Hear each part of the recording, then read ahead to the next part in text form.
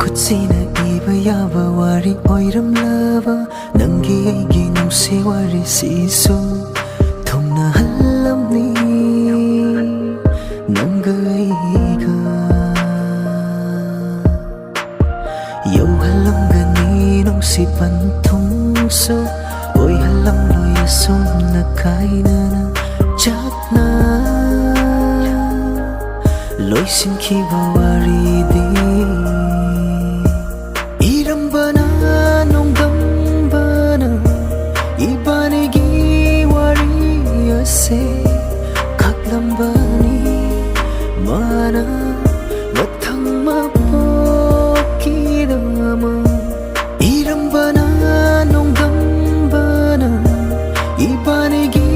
wari ase kaklambani mana mathang mapokidama thongna hankrabadi nangai handang mapoksida leiraroi khanduna mathang mapokki taibang palduda fajaba nungsiba nangi aigi nungsi wari mata leiraroi khanduna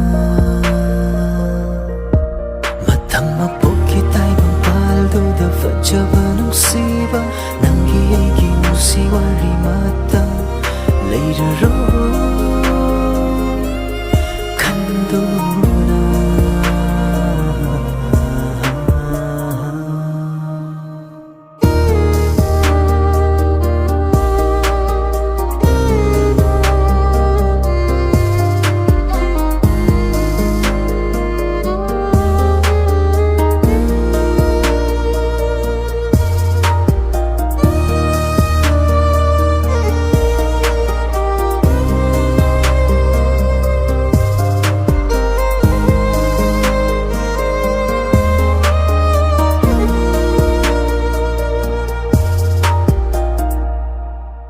nungsi pantungdi araiba nungsiba kaktana yaubani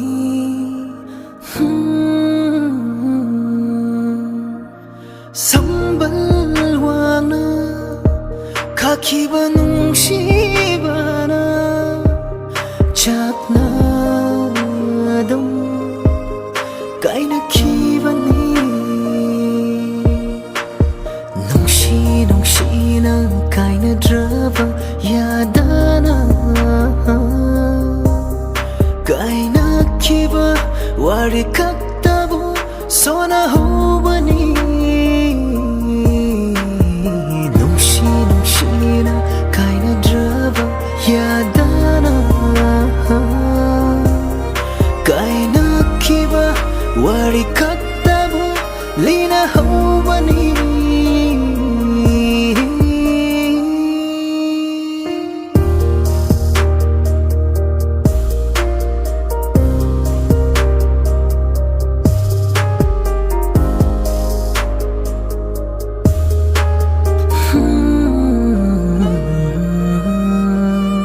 Ekhutsina iba yaba wari oiramlaba nangi aigi nungsi wari sisu